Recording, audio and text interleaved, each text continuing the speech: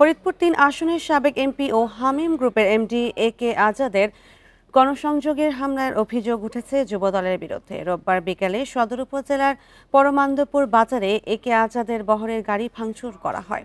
Police ও স্থানীয়রা জানায়, পরমান্দপুর বাজারে উপস্থিত লোকজনের সাথে শুভেচ্ছা বিনিময় করতে যান একে আজাদ।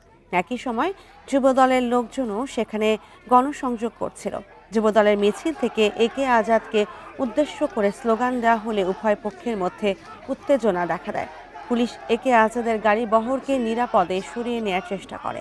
এ সময় পুলিশের একটি সহ দুটি গাড়ি ভাঙচুর করা হয়। তবে হামলার ঘটনা অস্বীকার করেছেন যুবদলের নেতারা।